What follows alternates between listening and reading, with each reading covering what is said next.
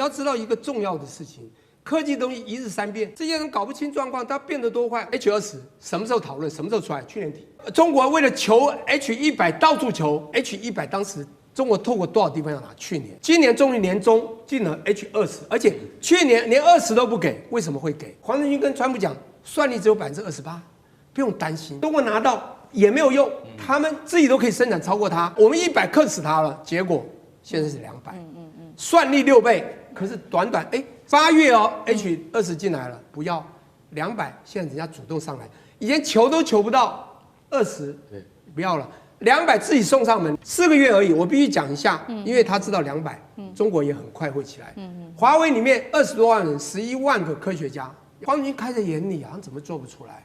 中美之间的科技战持续来关心，是川普突然间对中国大陆的 AI 开了绿灯 ，H200现在要放行了。那川普他的阴谋是什么呢？是想要唤起什么样子的东西呢？那另外一方面，北京则是反手封杀 H200哦。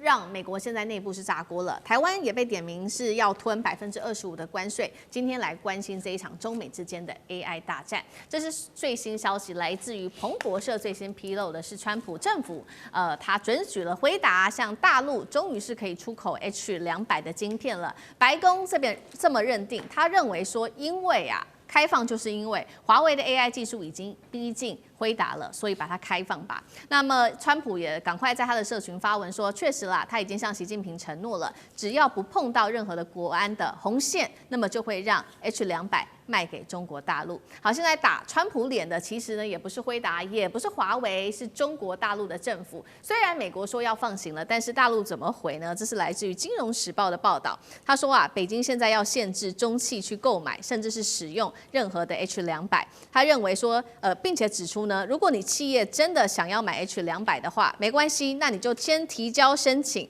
然后呢，你要说明说为什么你一定要买 H200呢？是国产的 AI 晶片真的不够用吗？好，针对于川普放行 H200的这一番言论出来之后，我们来看到现在不管是企业或者是这个学者，有2派不同的声音。首先认为 H200不应该卖的是美国强硬派的学者，这位是麦盖尔，他说大量的 H200出口到中国是把美国的 AI 领先优势亲手送出去啊。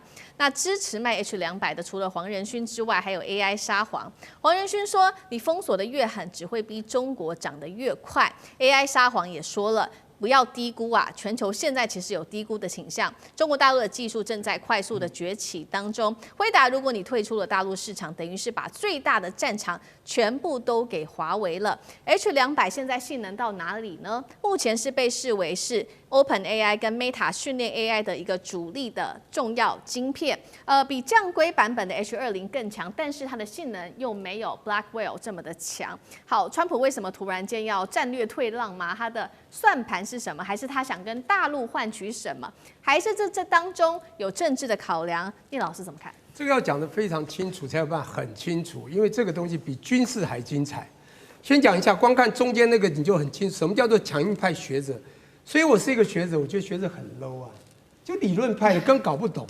后面叫实务家，你要知道科技是什么。我在美国还好，我不完全学者，我在美国开过2家公司，我是先开了电脑公司，就开货运公司，服务电脑厂商。我养了25个黑人在美国。你要知道一个重要的事情，科技东西一日三变。这些人搞不清状况，它变得多快。我讲一个最简单的故事 ：H20什么时候讨论？什么时候出来？去年底。中国为了求 H100到处求。我2月去美国之前，美国人都说你有没有办法拿到？当国安法我也拿不到，也不敢。但重点 H100当时中国透过多少地方要拿？去年，今年终于年中进了 H20，而且去年连20都不给，为什么会给？黄仁勋跟川普讲，算力只有28%，不用担心，中国拿到也没有用，他们自己都可以生产超过它。我们100克死它了，结果现在是200，算力6倍，太厉害。可是短8月H20进来了，不要200，现在人家主动上来，以前求都求不到20，不要了，200自己送上门，你不觉得很怪吗？因为它有 Blackwell 还有 Ruby， 美国要拿到最好的下一代下一代是 Ruby， 后面还有，你现在只讲到 Blackwell 一个数学家的名字。他是现在号称地表最强的 AI。我跟你讲，现在能用到 Blackwell 更强，所以 H200又会被淘汰。我以前做电脑很清楚啊，CD-ROM一出来一下就淘汰，4个月而已。我必须讲一下，因为他知道200，中国也很快会起来。华为里面20多万人，11万个科学家，我讲硕博士研发人员呐，哈，不要讲科学家。你要这些人，黄仁勋开在眼里啊，怎么做不出来？我们不要去讲什么升腾9107，都不要讲这些，不要讲新凯莱，也不要讲这个一堆啦，或什么这个寒武纪都不用。中国是全部，我刚刚讲，全部知道科技全部在提升。我现在重点就是中国会追上，但中国还是需要，因为这个 H200对他们很重要，他们的很多 AI 实验室需要这 H200去研发设计，他们现在很多的超强 AI 电脑还是需要它。现在不是光这2家了 ，OpenAI， 现在6大的这个算力最强的，说生成式 AI 都需要了。坦白说，现在 H200是最强，只是 Blackwell 出来打倒了嘛。他们说我们那 Blackwell 要锁定，那 H200这种快给他，因为他们也快出来，所以中国是在边缘呢。他说我们还是要你要可以，你先告诉我，我们是自己不能用，你这需要200，快点要，快点拿，甚至把它研发出来，要更超强。现在是 yes and no， 中国不是不要，他讲是你要说明国产是不是不够用，不够用就要。你再回想一下去年，中国所有这些东西求的要的不得了，现在自己都出来，只是还没到达美国地方。后面还有个 Rubin 哦，6种晶片的一个运算平台哦，更厉害哦，在美国。美国在矽谷的创新人才不是你讲，我有学生，前天我们才一个 AI 团队讨论，刚从美国旧金山回来，我的博士学生在谈那个未来的图形的电脑，这个东西真的是非常深啊，哈。我也不是了解很多，我也是学者，也会跟上面绕入这种盲点啊，谁。但是我想你还是要了解实物，因为我旁边有一堆真的实物家，是告诉你真正的未来。是美国会怕，因为中国全部在布局，而且越来越快。所以他最经典的不会放，这种他还是会放。是，就是这样。是好，所以美国还是掐住最先进的，还是没有给大陆。不过也是担心大陆发展的太快，赶快先放手给中国大陆 H200。但是没有想到，这个中国大陆的政府直接是打脸，他就是没有完全的放行 H200，寄出了许多的要求限制，说你必须要提交理由，为什么你一定需要这个 H200？干哥怎么看？对啊，其实刚才聂老师讲的非常清楚，为什么？你为什么要一定要 H200？你要告诉我啊，对不对？我不是说哦，你现在有需要，以前我们还为了 H100就已经头破血流了，现在 H200不是这样。照理讲，政府的立场应该是企业有需要，好，那我们就允许你购买。因为现在川普跟黄仁勋谈了一遍之后，奇怪，这个大势整个翻转过来了。本来 H20都已经很勉强，现在是 H200，为什么？因为美国国内他们自己已经有研究说，华为新一代的 AI 平台叫做 Cloud Matrix 384，这个东西已经快要跟那个辉达的 Blackwell 近似了。刚刚教授提到了 Blackwell 已经近似了，叫做 BN72。他说这已经快要近似了，所以我们现在 H200给他们没有关系，现在已经没有国安的危险了。我可以告诉各位，这个一定经过美国商务部的认证。知道 H200今天要卖给中国，他们要冒多大的风险，尤其是在军事上 ，H200会不会成为军事上的一种应用，这是他们害怕的。结果现在大陆竟然说，各大企业华为以下的也好，就是说你们为什么不能用国产晶片啊？华为的升腾910C，它明年就要生产，大家知道生产多少颗吗？听说200万颗。在这个月之前，美国的专家认为说，华为升腾910C 是不是明年大概只能够生产20万颗？对不起，最新的消息是200万颗。它的操作界面已经可以跟那个 Cloud Match 那个 Blackwell 去相抗衡了。所以你就会想到说，你可能以前认为说这是非常需要很高阶的晶片，结果过了几个月之后，你的想法完全变了。对。所以为什么川普的想法也会变？我相信黄仁勋对他是有很大的，当然他们之间谈的内容很多机密不是我们知道的，可是他一定有把业界现在面对的问题，他们说在表面上来看，中国只有20%的自给能力，80%还是要靠我们这个辉达AMD 去进口的，可是将来会不会变？总统先生，你要好好想一下。我觉得那个技术差距一直在拉近，难怪 H200不再是美国害怕的东西，可以出口给中国。现在反倒反倒过来是中国不见得一定需要你的 H200了。好，这个是中美之间的这一场针对 H200的科技战，但是这当中是不是也有一个受害者，就是我们台湾呢？因为我们帮忙生产的 H200，现在是说呢，白宫说可能就是得向台湾来课征25%的关税，因为制造是在台湾这个地方制造的。那当然，台湾的网友就表达了非常多的不满，他们说台积电怎么能吞呢？我们产能自己这么的好到爆，那台积电也不是出口商，为什么关税是我们付呢？美国你是把成本甩锅到台湾身上吗？这一场在地缘政治下面的风险，看起来有关于半导体是不是转嫁给了制造端台湾，成为中美科技战提款机吗？舰长怎么看？首先，我要特别讲一下他们刚刚说的这个东西，就是说这个好比说，美国几乎都是这样，我最好的我不会卖的，我次好的才会给你。就是 Harper 其实就是 H 多少，就是 Harper 的那一级的2020年之前是 Harper，2024年之后是 Blackwell， 所以现在他有 Blackwell， 他才给你 Harper 而已。即使 Harper 他给你又减了这些功能，这还算好的。我告诉你，军火界啊更不公平。好比说，我现在有一个最好的飞弹是哈碰鱼叉飞弹1型，这是美军现在在用的，全世界跟他买他都不卖。然后结果他有更研发进了鱼叉飞弹2型，鱼叉飞弹1型他开始卖了。你知道当你去买鱼叉飞弹1型那个钱是多少钱？你知道吗？就是美军生产那一枚鱼叉飞弹2型的钱，你就知道那何等的不公平。但是科技界就是这样。那接着你再说这个台积电抽25%，我觉得我听到我不晓得我们政府怎么这样想。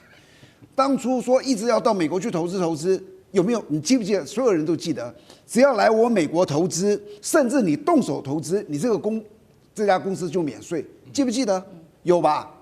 那台积电投资了，台积电投资很多，1650亿美金，6个晶圆厂，2个封装厂，1个研发中心，已经在那里生产了。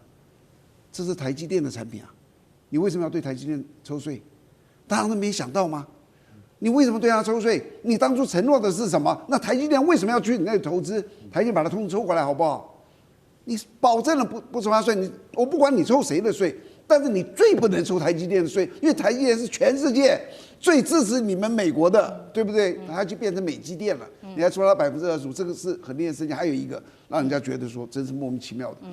你有没有发？你们知不知道？我们这次听说我们要投资美国3000亿，希望能够减所有的货品的关税嘛？你们知道这个3000亿是怎么出来的？如果我举个例子啊，我们今天台湾跟美国的贸易今年出超这么多，明年出超那么，所以美国才觉得不公平，你赚我的钱，所以我要抽你的税，对不对？你知道过去10年，台湾跟美国的双边的贸易出超大概是3000亿。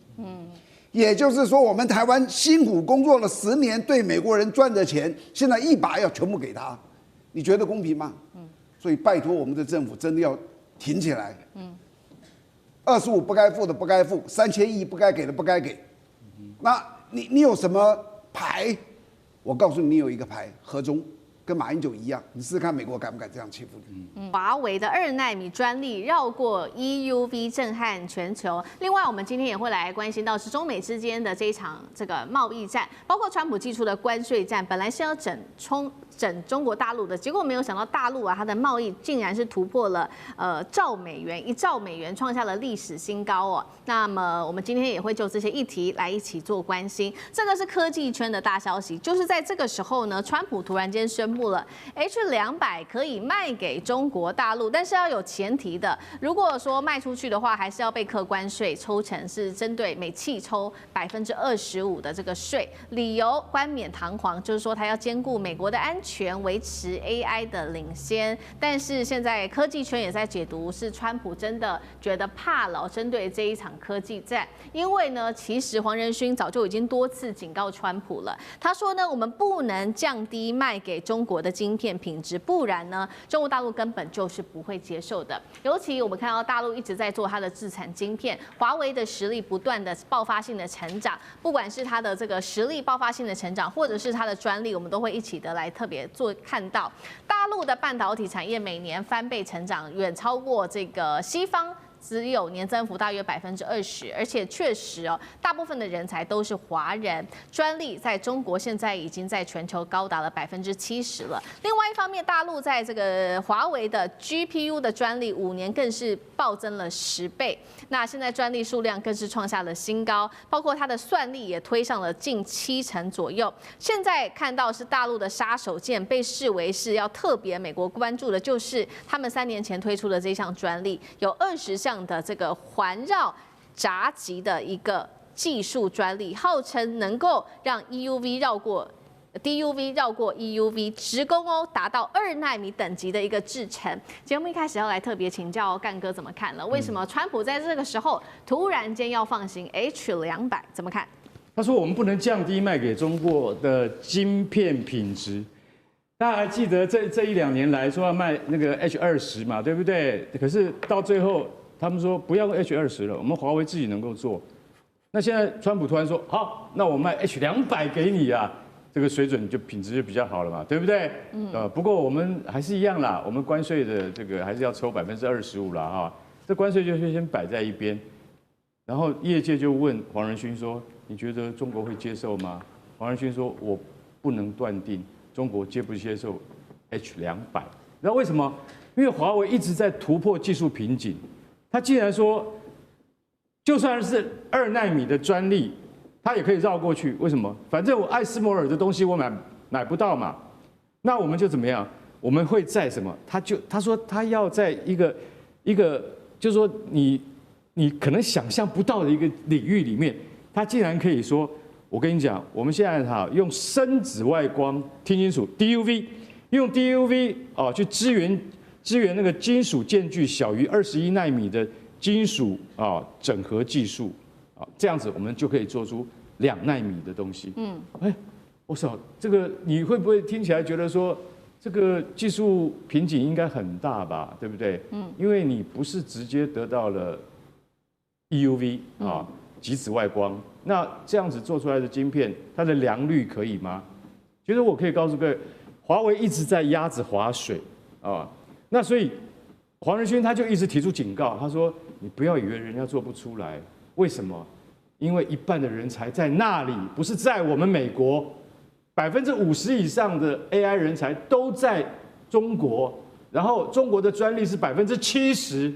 我想请问你一下，这些数字是代表什么意义？就说艾斯摩尔仍然是世界的龙头，没错，艾斯摩尔一定它还是值全球牛耳的首席之位。可是华为的技术领域突破，就像我刚才讲的，它直接绕过深紫外光，它直接进攻极紫外光，而且它用这样的技术方式，虽然可能在现阶段还有良率跟量产的问题，但后面它会不会达成呢？很难说我是觉得说黄仁勋的警告是对的，他最后还讲，他说，当年辉达95%的产品卖给大陆，现在他还要我们的东西吗？辉达仍然是世界第一，但是我们已经失去了绝大的大陆市场。我要失去更多吗？这个才是现在就是说川普他应该好好思考的问题才对。好，同样一个问题也请教上次哥怎么看，就是绕过 EUV 那就可以挑战2奈米。首先我还是先讲一下，川普这次突然愿意在全美国上上下下，众议院、参议院，包括那么多的这个军事赛的专家都反对卖好的晶片给大陆，但川普突然宣布这一点，对，我认为这还是很微妙的。后续的影响我们还是要看而且他要记得他不是宣布，他还强调他跟习近平通了电话，然后他还讲说习近平的部分是好像正面的回应，是这样吗？所以这里头现在还有很多的悬念在此，而且现在到底当然这意味着黄仁勋说服了啦。我觉得包括整个至少他核心的幕僚是支持的，那这个还是很了不起我觉得黄仁勋真的是拼了命的，都快活不下去。当然必须得说，黄仁勋现在的这个担忧点就在于，我们要知道，其实不只是一个一个晶片2奈米这些技术，主要黄仁勋这边以 AI 晶片来说，因为他自己有他的这个 Blackwell 的框架，川普接着也说 Blackwell 还没有给你，而且下一代的这个 Rubin 的这个，我说都是辉达很厉害的这个框架在运用的这个晶片，也不会给你啦，就给你这个 H200，但 H200 比起 H20已经厉害6倍了，算是可以的了。而且很多我知道中国大陆什么阿里巴巴他们还是很想买因为这晶片还是蛮厉害的，所以现在这里头我有个神奇的拉扯，是大家关注。不过刚刚提到的部分，现在到底中国大陆买单吗？会不会影响现在华为的权力的这个拓展？我认为不会。我认为中国大陆作为一个国家战略，要发展出自己的晶片，即使买你一点点，看到川普的面子或黄仁勋的努力份上，但也不可能全面结构性的开展，因为中国大陆一定不能够调到辉达的这个 Blackwell 跟未来 Rubin， 甚至包括现在我们都知道 Google 自己在做晶片，未来可能会直接跟黄仁勋一起来对抗，还有 AMD 的这些晶片，所以我觉得现在大家特别注意哦，所谓的这些重点已经不再是2奈米。首先，半导体晶片跟 AI 晶片这是2个完全不同的方向。以华为来说，主要是放在特别是新海来的投资。华为现在那么多的专利，主要就是这一代的半导体，我们不要讲下一代的这个新材料，它要全部绕过，包括艾斯摩尔绕过美国这个几百几千样的部分的专利，很不容易。但是你说不可能吗？可能哦，因为现在我们都知道，华为自己本身的专利的技术很强，不只是它现在这个晶片，你要知道它最厉害的专利是6G 通讯，而且它包括做智能车，包括它的鸿蒙系统，乃至于它在采矿养猪，你可以想到全中国现在在应用的东西，包括无人机的很多系统，华为都在里面哈。而且现在国家要用华为的这个底层的系统，所以呢，这些华为的全面的专利所构筑的是跟中国这个国家量身定制在一起。而且我们必须得知道说，最近其实所有的这种晶片也大家越来越有类似像中国大陆现在用 DUV， 它就用重复曝光技术，那连台积电自己现在也都用这种小晶片的堆叠技术，哈，包括 CoWoS 这些堆叠技术，也就是说，这里头不再是在竞争这个2奈米、3奈米，最近大家不再多谈，因为有新的技术，而且这是半导体晶片哦。如果我们就 AI 晶片来说，现在更重要，中国在发展一个晶片烂一点没关系，可是它在整个所谓的云。AI 云或云算力这个架构里头会有新的软体的写作方式，我可以把你晶片，如果现在我用烂晶片，但我的烂晶片可以体现出全部的功能，包括现在如果你 H200可以买到，它现在新的这个框架就不是用辉达的框架，是自己开发的框架，所以过去辉达晶片大家都知道，我们在台湾用可能只能用它40%的功能，而中国大陆就要把它逼到80%、90%，我们就讲超频，或者等于是把它就 optimize 到现在功能，所以中国大陆透过它发展其他配套的软体，即使晶片是比较弱，所以今天全面的攻伐来讲，基本上还是以华为为它的整体的发展，无论软体、硬体的部分的总核心。因此，我相信 H200虽然应该有可能看你妹子买一点点，但它不可能从此放弃中国自己搭建全方位半导体跟 AI 晶片的国家战略。好，中国大陆在科技战上面全方位的发展哦，包括发展也非常的快速，所以这一回呢，川普在科技战上面看起来是让步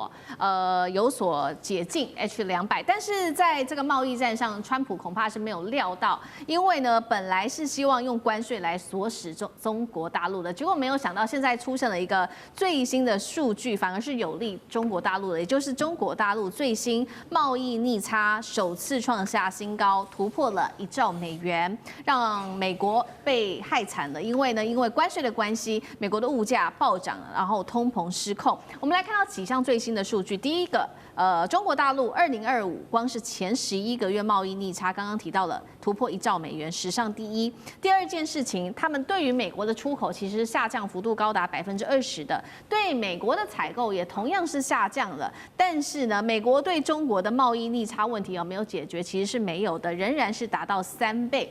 刚刚讲了，还有造成的是美国的物价上涨，包括了现在涨最多的就是他们的天然气涨幅70%，牛肉上涨16.6%，那么牛绞肉也有12.9%的一个幅度，45%的美国人已经痛批说，生鲜食物实在是贵到他们已经难以负荷了，怎么回事？本来要打中国大陆的这个关税战，怎么越打越强？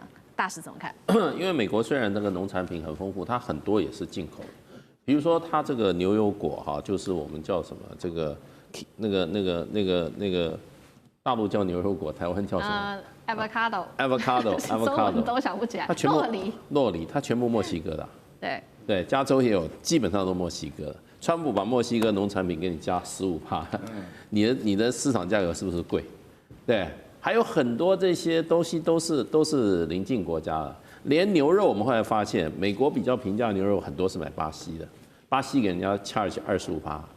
对，你说美国的这个物价能不贵吗？所以我们认为美国是产大豆、产大麦，什么都外销，可是很多农产品也是进口的。包括肉产品、肉品都进口了。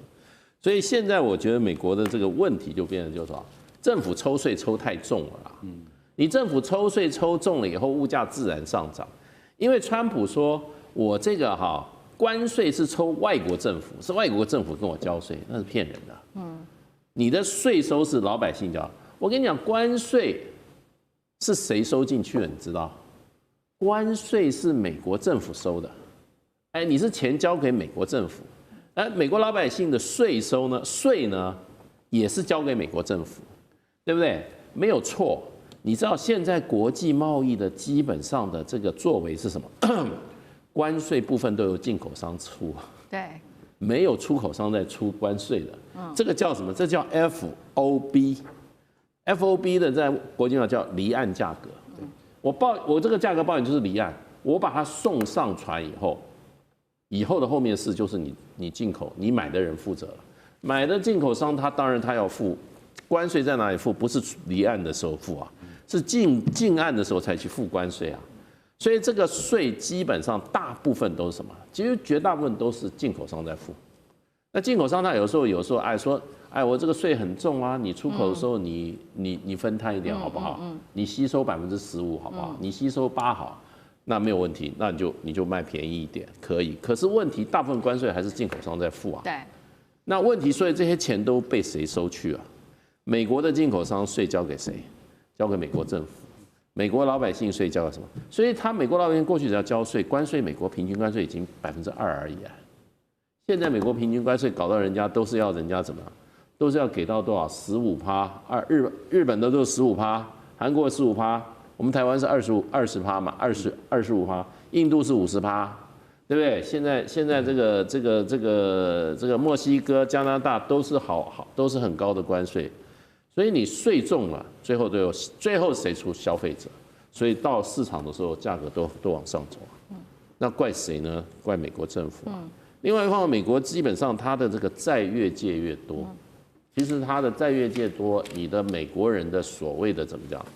他的这个他用高利息的结果，美国人说实话，每个月1号就在写支票，付什么车贷、房贷啊，家里的这个音响贷，然后买什么都是分期付款，每一个都有利息。然后美国还有什么循环利息，那个信用卡的贷款，那美国的利息这么高，那老百姓真的是负担的重的不得了。中国大陆很简单啊，中国大陆说实话。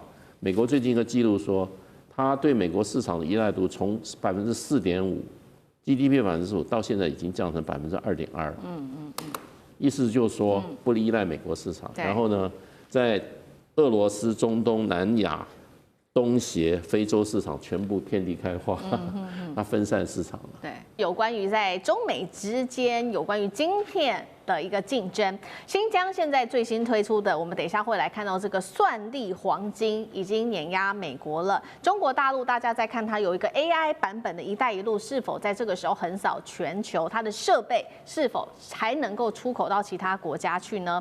另外，封杀这个辉达已经推动了，正式的让中国大陆的晶片大爆发。今天就这些议题，我们都会一起的来做关心。这一场 AI 中美之间的战争的胜负，已经不是晶片跟技术原本的那些老路了，现在可能涉及到整体的，包括从能源算力到国家的战略。新疆刚刚提到的，现在正在经历的是一场地壳级的翻转。我们要来看到的是，这个原本是戈壁的油城呢，现在华丽转身已经变成世界级的算力帝国了。它有哪一些优势？赶快来看到，就是它的电价。先来看，其实呢，跟这个中国大陆的东部沿海做相比，只有它的1/3。如果你要训练 AI 的话，你直接节省了将近达到70%的电力的电费。好，再来看呢，确实新疆这边气候比较干冷，所以也适合这些大数据中心来做运行。所以包括了多家的科技大厂，华为、阿里跟腾讯都已经进驻在当地了。现在在 AI 的资料中心也达到了39个，而且它这边的地理位置非常的好，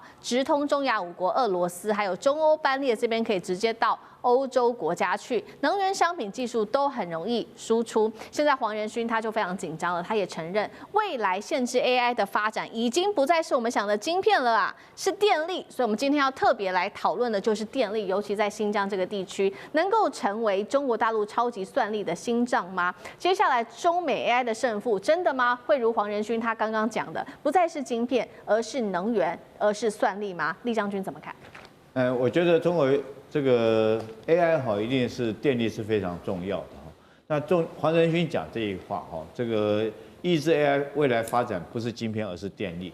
为什么呢？因为 AI 确实用的电是很凶，但是很关键一件事情 ，AI 要用的电因应未来世界的需求，全世界的共同的认识，要用的电是绿能的电，而不能是用这个对这个地球有污染的所谓燃煤或者是这个烧天然气的这种电，是要用绿电为主。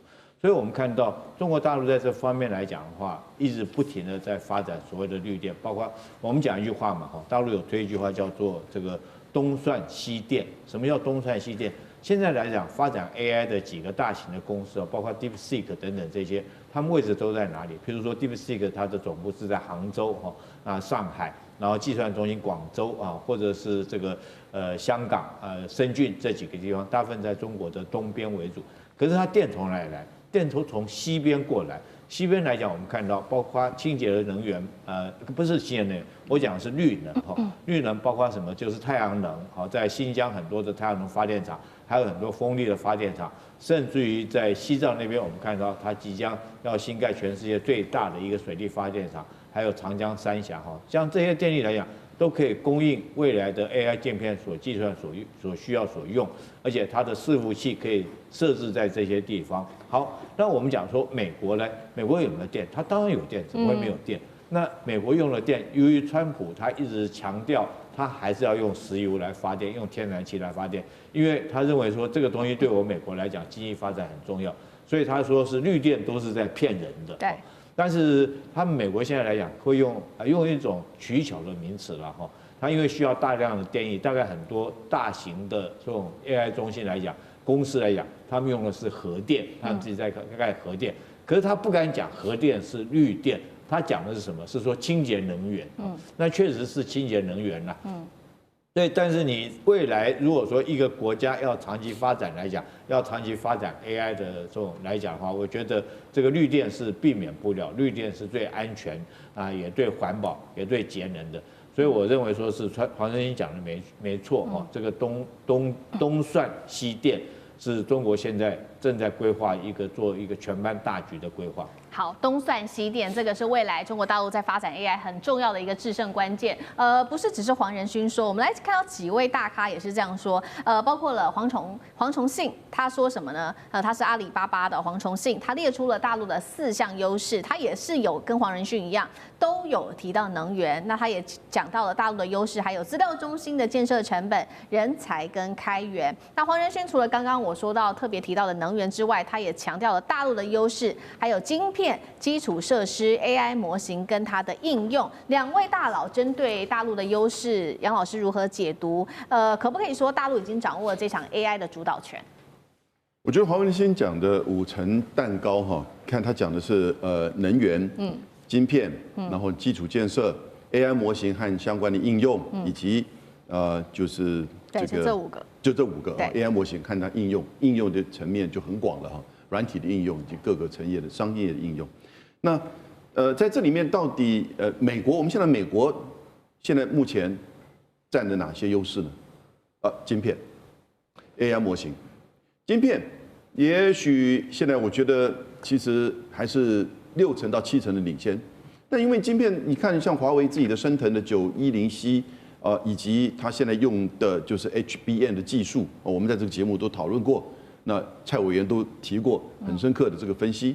那其实也不能说很快的要后来居上，但是供应相关的这些使用其实有足够的空间了。那在 AI 模型这个层面呢，我们就看到美国在发展很多这种大模型，可是呢，它都是比较是就不是开源的。那中国大陆现在从 DeepSeek 到千问到各个层面，它采取都是开源式。那你开源式的跟这种闭锁型的就有很大的一个差别，也就是说，开源型的它可以在量身打造未来，就是说经过第2层、第3层有一些特殊的产业，它可能可以适合它自己的，不需要花那么多的这个成本。越到后面反而成本越降。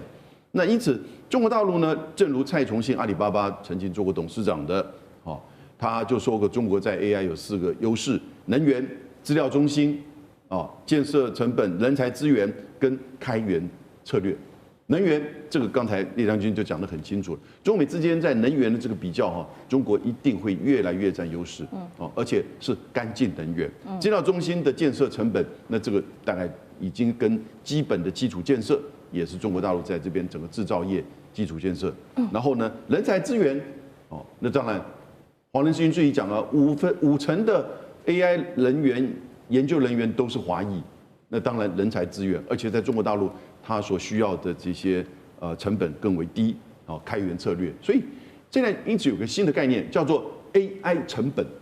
这个 AI 成本的概念，如果你拿中美来做这个 AI 争霸这个比较那因为真的现在还是初阶段，大家就比这个晶片然后比这个刚开始谁投的金钱比较多，所以媒体上给予大家的感觉就是哇。多少人？孙正义投了多少钱？然后呢，黄仁勋又投了多少钱？这个 OpenAI 募资多少？就觉得说好像他已经跑得好前面了。结果呢，发现了他只在做晶片。那可是呢，整个这个5层蛋糕，发现到他那个蛋糕根还没有做起来，而中国大陆已经一层一层的开始在这个建构了。所以我觉得 AI 成本对于将来整个 AI 的争霸会有关键性的影响。好，确实，我们现在看到中美的科技大咖都已经看到这个中国大陆它在 AI 上面的优势，但是就是美国政府似乎到现在还没有看到，它最新推出它决定要封杀辉达的一个法案，他说了，未来30个月，一切先进的 AI 晶片全面禁止出口到大陆。当然了，这个黄仁勋就很急了，他跑到华府去立刻见川普，告诉他说，因为他知道说，就算是 H200，大陆都不见得会购买，因为 AI 在中国大陆它的晶片正在快速的产能暴增当中，其中寒武纪科技目标2026产量3倍以上，那么中国大陆的晶片性能也是 H20的4倍以上了。张将军又怎么看？中国大陆不管在晶片产能或者效能全面提升之下，还需要辉达吗？我认为非常短期，它还需要，因为需要的话，它能够让它的整个的 AI 化更快。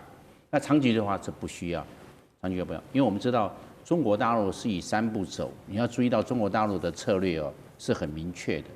第一个，我们看你看大疆无人机，它在全球的市占率达到70%，所有全球任何一个做 UAV 的无人机的，通通打不过中国大陆，没有办法。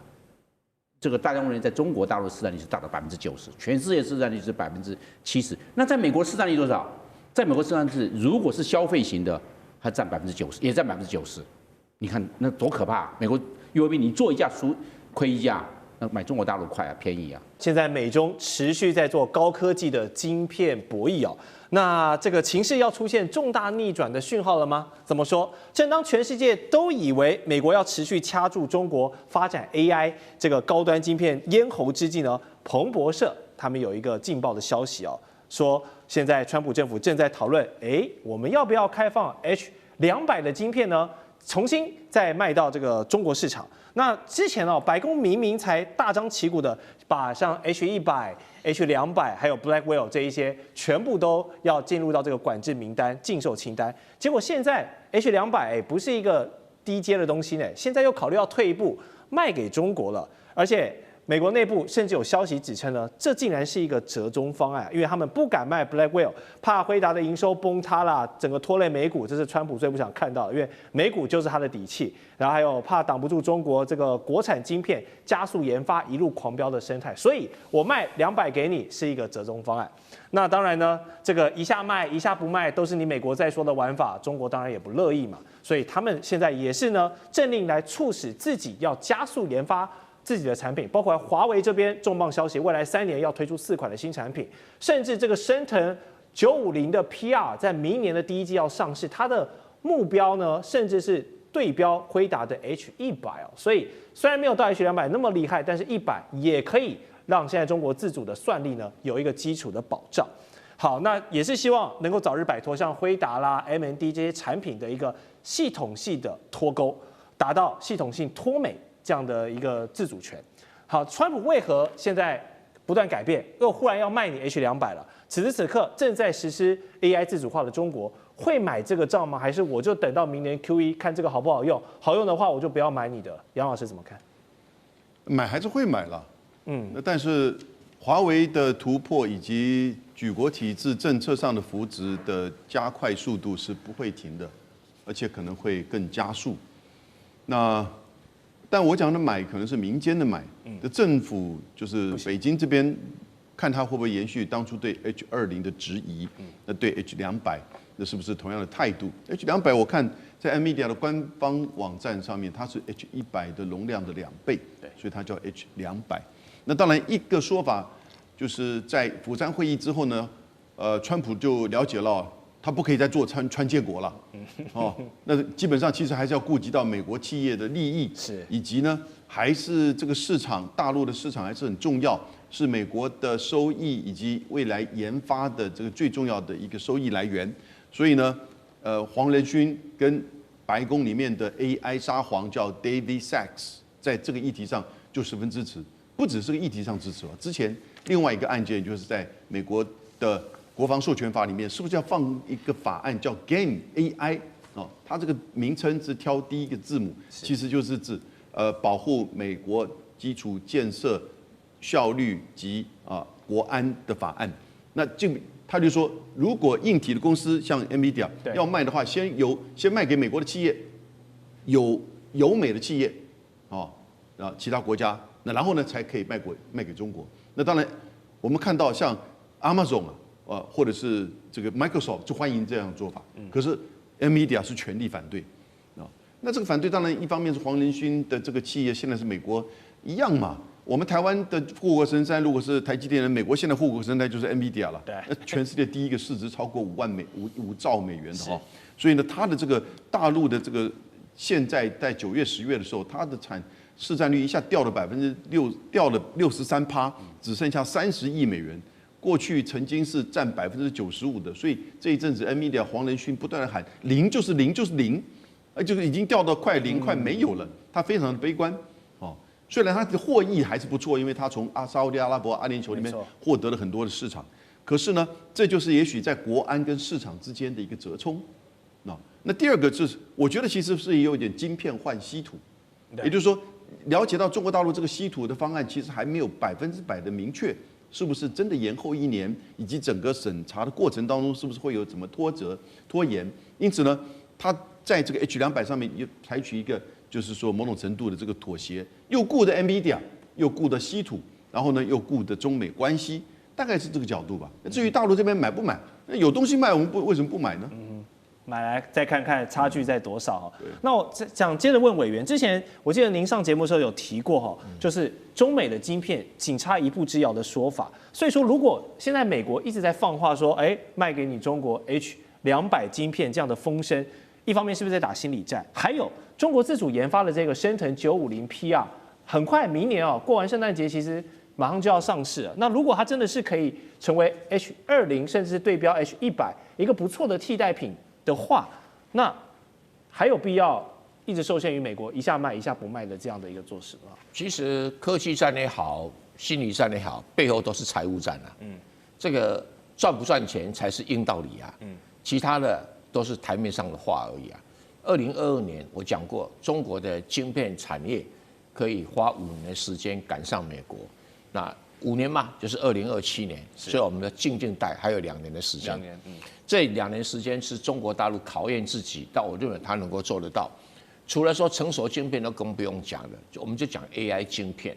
AI 晶片，它现在的华为、升腾是全力在赶工，那能不能追上 H100？我认为这不是问题它现在基本上。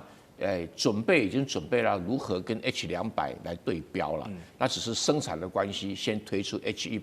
因为科技产业通常这样，我投了多少研发费用，到什么程度，我先要回收，等到下一阶段我再推新的。可它研发一定超前进度，然后每一段时间把这个我刚才讲财务原因把投下去的研发费用收回来。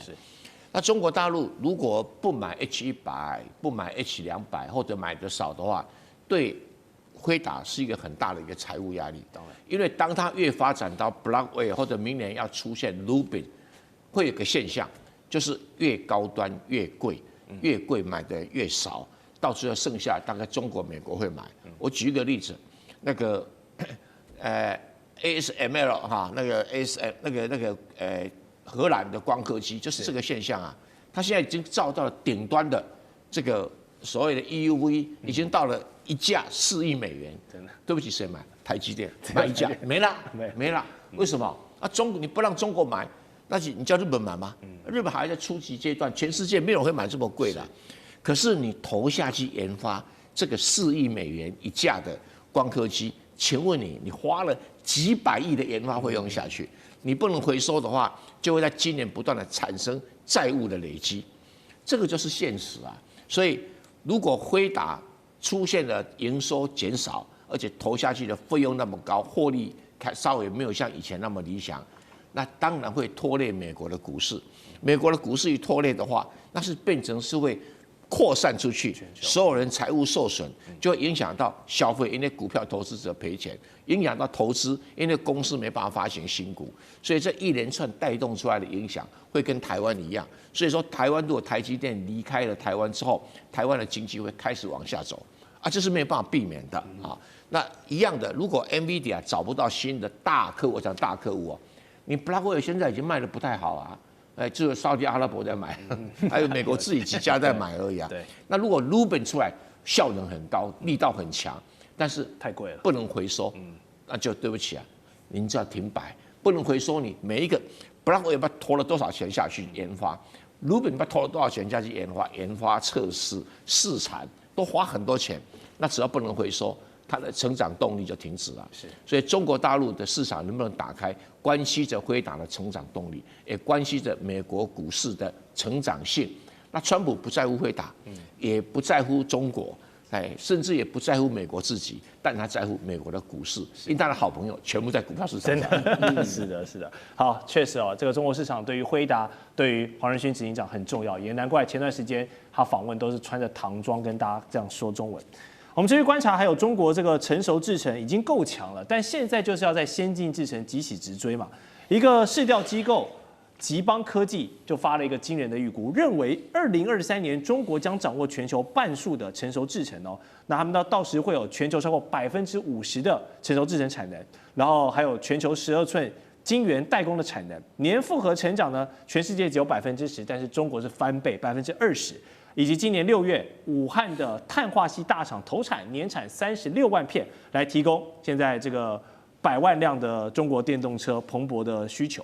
所以成熟制程，大家经常误会，以为它是落后制程，但其实它不是啊，它反而是跟这些民间汽车、工控、电力、通讯、老百姓息息相关这些刚需的产品啊，很重要。但一旦中国掌握了全球半数的成熟制程之后，我们说这个半导体的市场有没有机会重新洗牌，然后成为中国第2个继稀土之后呢，成熟制程也可以作为一个战略的王牌？舰长怎么看？已经是了。为什么这么说呢？因为我们回头看一下股价哦，在2022年9月的时候呢，其实我们来看我们台湾成熟制程的这些晶圆大厂全部都掉价。为什么？因为中国大陆开始整个成熟制程大出台，然后接下来它就开始，只要中国大陆它进入了量产，任何一个产业它进入了量产，它就开始进入白菜价。对，它一进入白菜价的时候，对不起，无与人能比。也就是像刚刚讲到电动车就是如此，被卷爆了。对，那如果是这个样子的话，那也就是说，为什么台湾的那个晶圆厂，也就是成熟制程的晶圆厂，全部通通都在掉价？因为中国大陆在砍价。那这也就是我们看到的。另外，我们再回想一下，大概在1-2个月之前的安氏半导体。我们讲到安氏半导体的话，那你荷兰的厂，你为什么不在荷兰自己做？你为什么封装测试以及部分制程要在中国大陆做？因为中国大陆做其实物美价廉，然后你才能够赚取更多的厂商利益这个部分啊，所以你才愿意到中国大陆来投产，不然你为什么不自己在荷兰产呢？这个也就是最大的问题。但是其实安氏半导体的部分呢，如果问到这个它的文泰科技的母公司的话，他说这个问题还没有完全的解决啊，也就是荷兰暂停了这个行政命令呢，但是这一家公司的控制权到目前为止依然未解。所以我们这样讲啊，现在我们看到的就是2025中国制造，所以我就说就不用等到2030年，我们现在看到的就是，可是2030年我们看到的是什么？我们将会看到的是中国标准，那也就是我们现在谈到的，有关于先进制程，我们平常可以用到什么？我们平常用到的最多就是手机而已，其他的通通都是军事或者是 AI 在使用，我们根本用不到。可是我们天天的，哪怕你开了冰箱，或者是开电视，用这个洗衣机，全部通通都是成熟制成的。那其实中国大陆掌握了每个人的生活，那它也就是说，会让全世界重新洗牌一次。那刚刚其实按照那个郑源老师的说法，也就是高端的都那个未来都会被美国掌握，因为台积电要到美国去了嘛。那但是呢，我们台湾又在成熟制程这一片又竞争不过中国大陆，那我们还剩什么？美国原本对晶片管制是喊得震天响，但是现在呢，我们看到白宫的态度却是急着去游说国会，说不要将这个 GAN 法案纳入了年度的国防授权法案。好，大家在说这背后到底是不是 NVIDIA 的执行长黄仁勋他是游说成功了呢？因为黄仁勋其实这过程当中，他也不断在强调说，中国的市场是非常重要的。对 NVIDIA 来说呢，中国的 AI 晶片市场规模可以达到500亿美元以上，而且说过去20%到25%的营收就是来自中国。那所以现在呢，如果晶片禁令一旦收紧的话，美国等同于是砍掉自己一块 AI 的脑袋。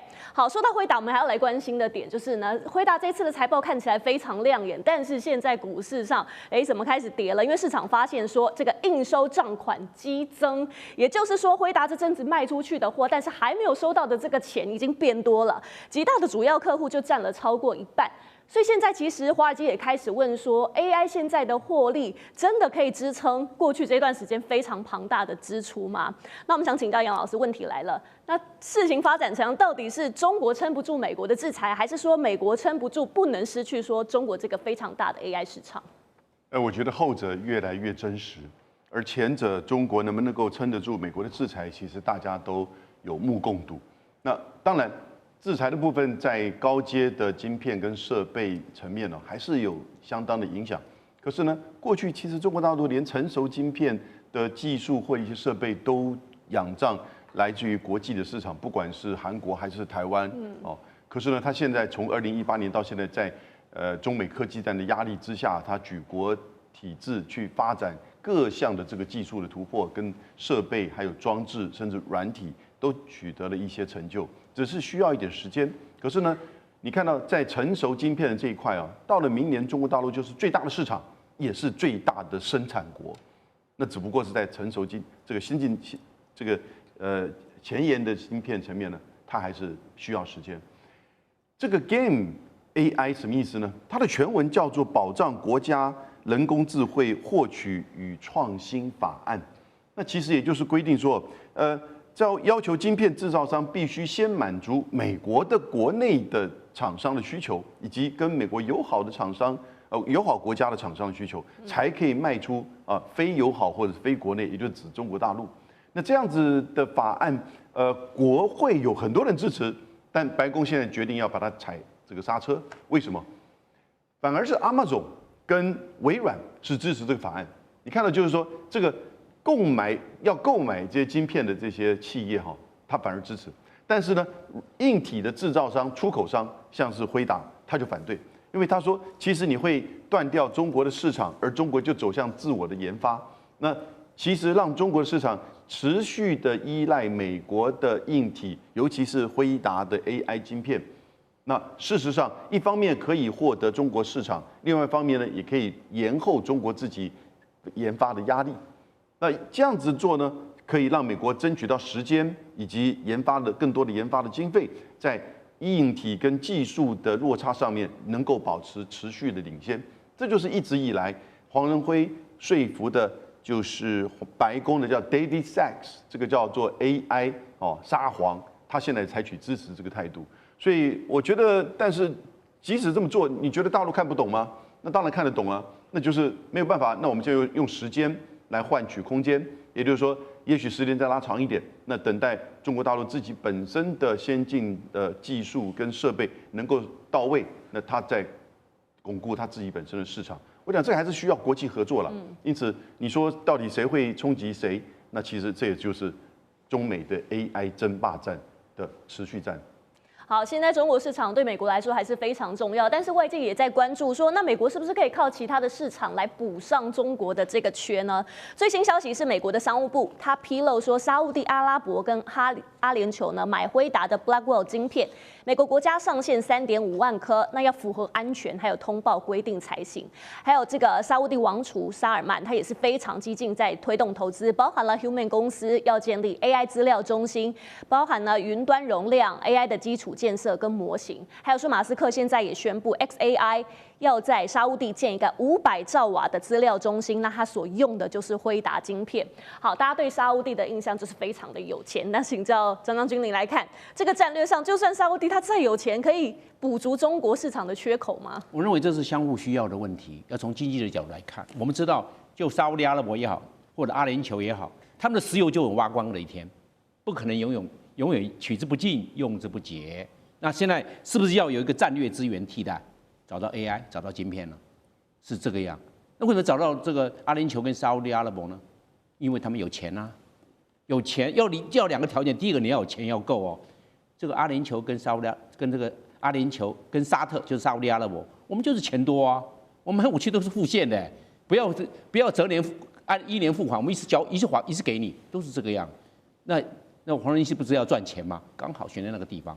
第二个战略的考量呢是什么呢？我们知道 AI 就是电，就是电力。阿联酋、沙烏地阿拉伯，它有的是石油，有的是天然气，还不要忘了，它还有很多的太阳能、沙漠，那都没有人，因为它是以前的時候是個游牧國家。沙烏地，這個地方會不會影響到或者環評環保？會到最少，因為這個地方地廣人稀，又是沙漠氣候，太陽能是最好用的哦，就選在這個地方。所以都有很多的考量啊。最重要考試要錢，對不對？像今天剛好，那我們銀貨兩起，剛好你有錢，我有貨，我們兩個剛好可以。那美國商務部長批准通過，我們就讓他們蓋，是這樣。這個是個國家戰略佈局，那個就是這個黃仁勳也好，他這個 NVIDIA 就是要搶佔 AI 戰略高地，在什麼地方？那就在中東嘛。那剛好沙烏地阿拉伯就是中東的核心地帶，我就在那邊佈建，然後再做擴散。這個是一個市場風險分攤的概念啊，所以對兩個來看，對這個沙特也好，或者是對黃仁勳看，都是一個很好絕佳，人家上面都會做一些現地的考核、利弊的分析。你考量完畢之後，就是4個字，要搶佔先機，要不然的話，中國大陸會不會捷足先登，或者其他市場會不會也做資金的投入，都有可能啊。那就是要搶佔先機，所以現在這個已經出來了。你看呢，最重要你有一個，它需求電力多少？500兆瓦，這不得了的，它是兆瓦，不是100萬瓦哦。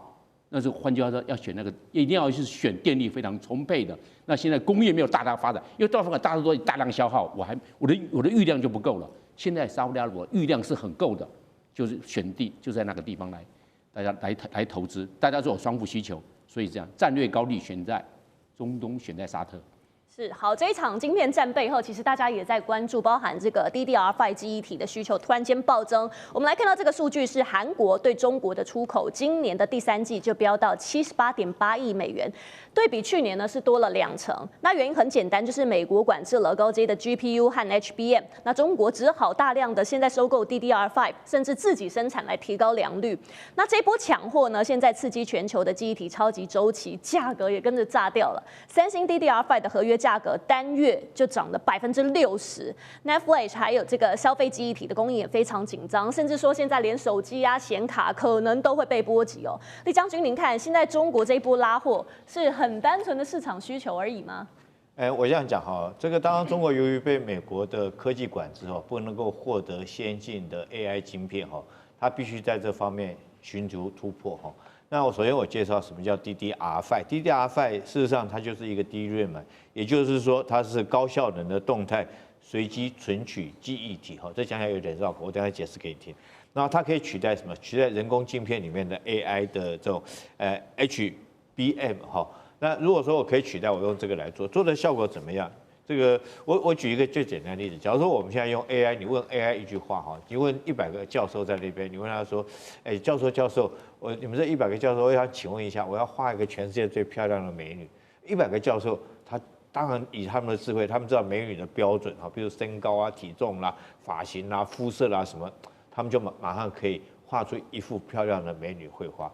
那我没有100个教授，我怎么办？可我有1万个这种学生呢，每个学生可以记住，就是很简单，你要教他说，这组学生，他只要记住什么样的发型是最美的，什么样的发型要搭配什么样的身材，什么样的肤色，然后什么样的妆搭配什么样的发型，每一个学生记一个，那我只要3个教授来讲，我只要这边一叫，我需要什么样的发型，那组学生就记忆体里面，他只要把这个提供出来，就可以提供这个教授来讲的话。他画出也是一样，可以画出一幅很漂亮的美女图画。因为我有很多个100万个，譬如说我有100万个学生，每个学生他脑袋虽然说容量不大，可是他可以记的东西很多。当然我这个举例不是很适当的，但是为了让观众能够简单的明了，就是说你不是所有 AI 一定都要用到高阶晶片，我可以有替代的方式，我可以用这种所谓的这种高阶的这种高效能的动态哈，它是很高效能的动态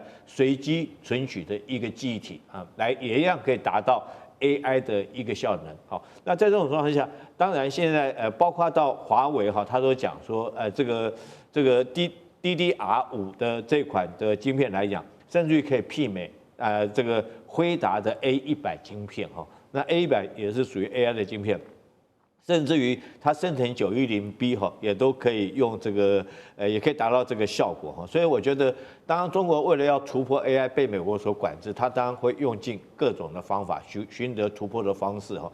所以说也因为这个如此哈，这个随机存取记忆体来讲的话，现在来讲都大量供给企业界来使用。那反而来讲，一般消费级就是像我们这些人嘛，我们经常也需要买一些这个记忆体，比如说我们买的就是这个上面写的这 Flash 哈，这个消费等级的。那当然现在企业来讲的话，那边利润比较高，它就做到那边去了，所以我们一般消费级的量就会比较小。那也因此，如果我们现在一般人你要去买这种消费级的这种随机读取记忆体来讲的话，那价格就会上涨，听说涨到60%那么多哈。